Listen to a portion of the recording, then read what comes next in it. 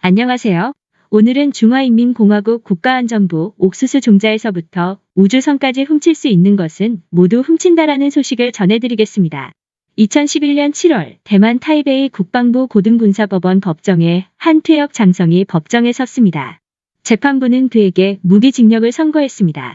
죄목은 간첩죄와 공무상 뇌물수수죄였습니다. 대만 군 역사상 최초로 무기징역을 선고받는 불명예를 아는 군인은 로셴저 소장입니다. 그는 상교이던 2002년에서 2005년 주택국대표부 무관으로 근무했습니다. 2004년 로셴저에게 호주 국적의 한 중국계 여성이 접근했습니다. 두 사람은 곧 연인 관계로 발전했으며 여성은 유흥비 명목으로 거액을 건네기도 했습니다. 관계가 깊어지자 그 여성이 본색을 드러내기 시작했습니다. 고위 정보장교이던 로셴저만 접근할 수 있는 국방기밀정보 누설을 요구했습니다. 덫에 걸려든 로셴저는 조국을 배신할 수밖에 없었으며 정보를 건넬 때마다 10만에서 20만 달러를 받았습니다. 귀임 후 로셴저는 2008년 1월 소장으로 진급했고 국방부 통신전자 책임자가 됐습니다. 거물 간첩이 된 그는 지속적으로 기밀 정보를 넘겼습니다. 미국 대만 간 군사정보통신망, 육해 공군 정보통신망 등 극비 정보가 중국으로 넘어가게 됩니다. 대성공을 거둔 이 미인계를 실행한 여성의 이름은 리페이치입니다. 그는 로셴저를 상대로 한 공작의 공로를 인정받아 중국 국가안전부 제사국 대만 데스크로 승진하게 됩니다. 지난해 11월 호주 정계가 한바탕 소동을 겪었습니다. 중국 정부가 의회에 스파이 의원을 심으려 했다는 사실이 언론과 정보당국을 통해 폭로됐기 때문입니다. 시드니에 본사를 둔 민영방송 나인네트워크는 시사 프로그램 60분을 통해 중국 정보당국이 호주인 자동차 딜러 보자오에게 하원 의원 출마 대가로 100만 호주 달러 8억 9천만 원을 건넨 의혹을 보도했습니다. 은밀한 유혹을 받은 자오는 2018년 호주 안보정보원에 신고했고 2019년 3월 한 모텔방에서 숨진 채 발견됐습니다. 클라이브 해밀턴 호주 찰스 스터트대 공공윤리학과 교수는 2019년 발간한 저서 소리 없는 침략, 중국 공산당이 호주를 꼭두각시 국가로 만드는 방법에서 중국 공산당이 체계적인 간첩 활동과 권모술수, 뇌물을 통해 호주의 주권을 잠식하고 있다고 지적하며 40여 명의 전 현역 호주 정계 인사가 중국 공산당을 위해 일하고 있다고 폭로했습니다.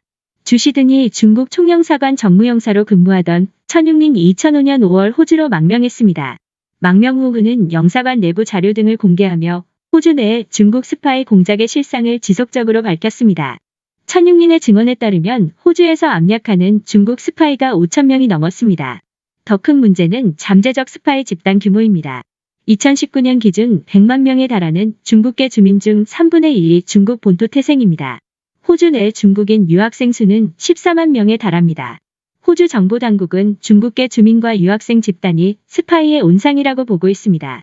중국 정보당국이 호주에 공을 들이는 주된 이유는 호주가 파이브 아이즈 서방 5개국 정보협의체 회원국이기 때문입니다. 다시 말해 호주를 열쇠로 삼아 영미의 고급 정보에 접근할 수 있습니다. 2017년 4월 일본 시사주간지 슈칸다이슈가 일본 내 중국 간첩의 실상을 폭로한 내용은 다음과 같습니다. 일본 내 중국 간첩이 5만 명에 달한다. 상사 주재원, 유학생, 요식업 유흥업 종사자 등 다양한 직업으로 신분을 위장해 활동하고 있다. 이들은 도쿄 중국 대사관을 거점으로 해 오사카, 후쿠오카 나고야, 나가사키, 삿포로 등지의 총영사관을 중개 거점 삼아 현지 중국인 단체 간부의 지원을 받아 스파이 활동을 벌이고 있다고 보도했습니다. 중국의 스파이 활동이 광범위한 분야에서 이뤄지고 있습니다.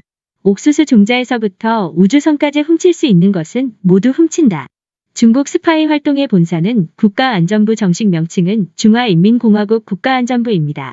1983년 중국 공산당 중앙조사부 국무원 공안부 및 정치보위부, 중국 공산당 중앙위원회 통장부 등 중국 공산당 및 중앙정부 산하 유관기관을 통합해 설립됐습니다.